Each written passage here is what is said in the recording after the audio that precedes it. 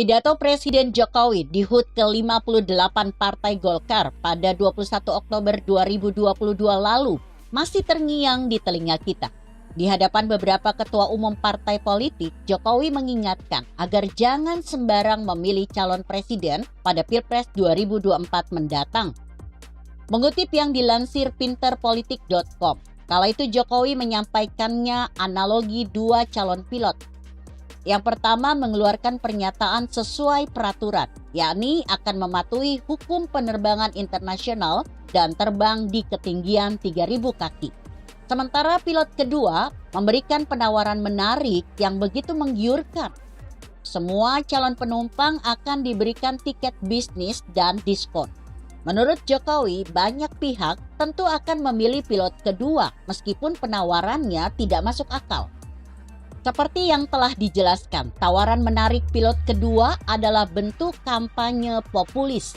Janji pilot kedua untuk memberikan diskon dan tiket kelas bisnis adalah satir Jokowi terhadap mereka yang menjual kemurahan hati. Tegas Jokowi, penawaran manis seperti itu tidak masuk akal.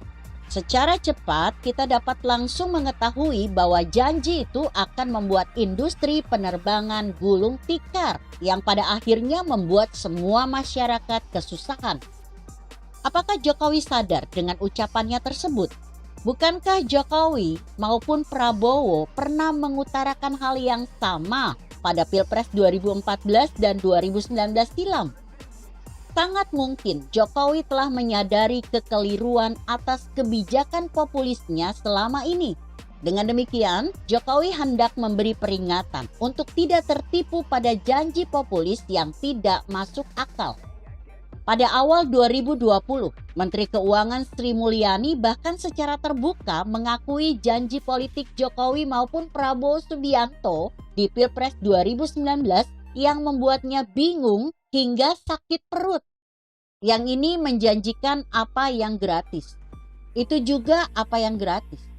Saya kebanyakan sakit perut, ungkapnya pada 30 Januari 2020. Menurut Sri Mulyani, posisi APBN tidak memungkinkan apabila terlalu banyak program gratis. Sama seperti tawaran pilot kedua yang dijelaskan Jokowi.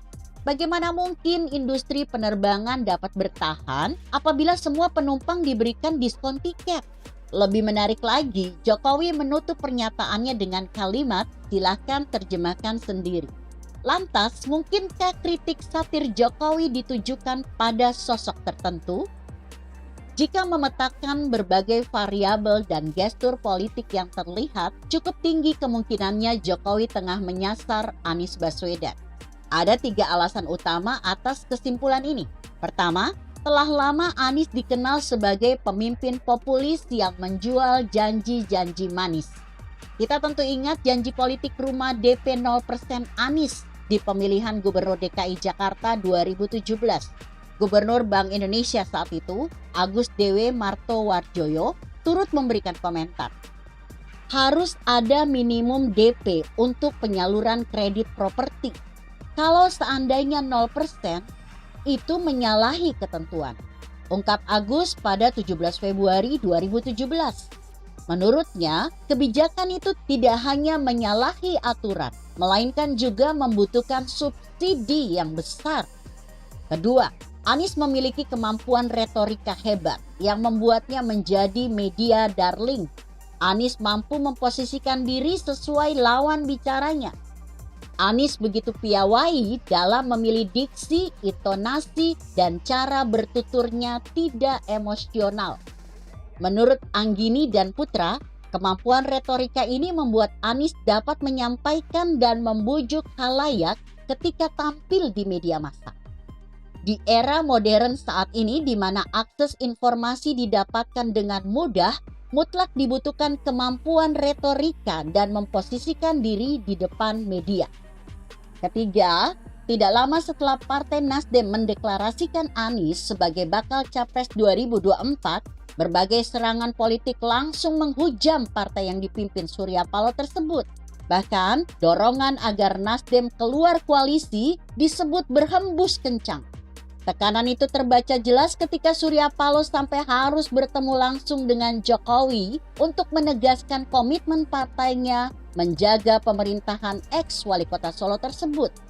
Selain berbagai serangan politik terhadap Nasdem, kita juga dapat melihat perbedaan gestur politik yang begitu kentara. Ketika Partai Golkar ataupun Partai Gerindra menegaskan untuk mengusung ketua umum partainya sebagai capres di Pilpres 2024, serangan politik semacam itu tidak terlihat.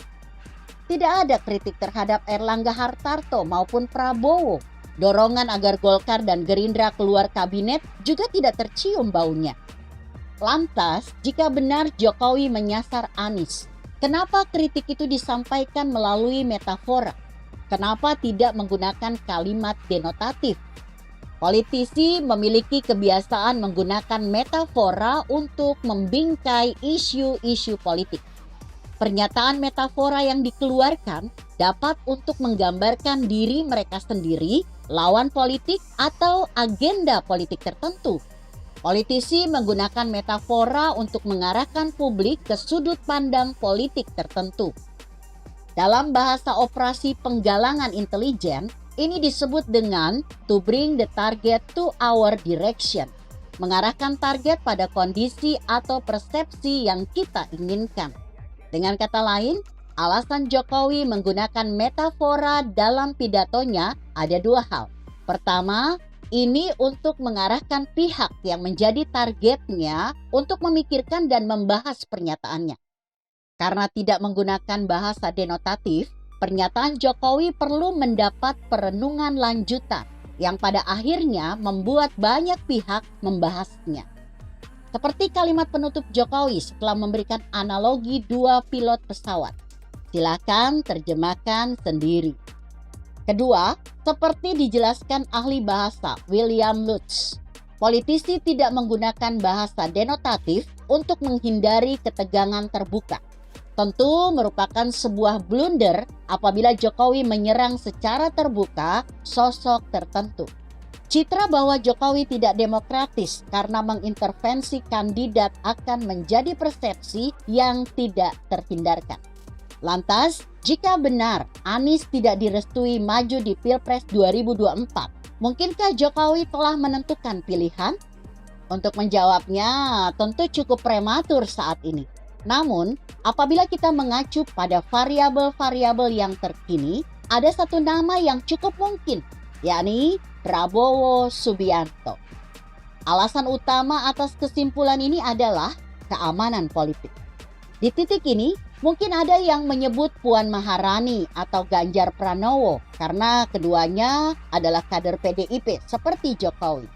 Ganjar tentu potensial untuk itu. Berbagai relawan Ganjar juga menyebut Gubernur Jawa Tengah itu sebagai the next Jokowi. Namun, posisinya yang berkonflik dengan internal PDIP membuat pilihan ke Ganjar menjadi cukup beresiko. Dengan demikian, pilihan yang tersisa dan masuk akal adalah Prabowo. Tidak hanya soal pengaruh politik, potensi Prabowo untuk menang di Pilpres 2024 juga cukup besar. Faktor ini yang membedakannya dengan ketua umum partai lain seperti Erlangga Hartarto. Baru-baru ini, Jokowi bahkan secara terbuka menyampaikan dukungannya kepada Prabowo. Sudah sejak awal, kok restu-restu? Sejak awal saya menyampaikan mendukung beliau. Ungkap Jokowi pada 2 November lalu. Begitu kira-kira. Bagaimana menurut Anda? Jika Anda berpendapat lain, tuliskan komentar Anda di bawah ini. Saya Emma, Karisma 90.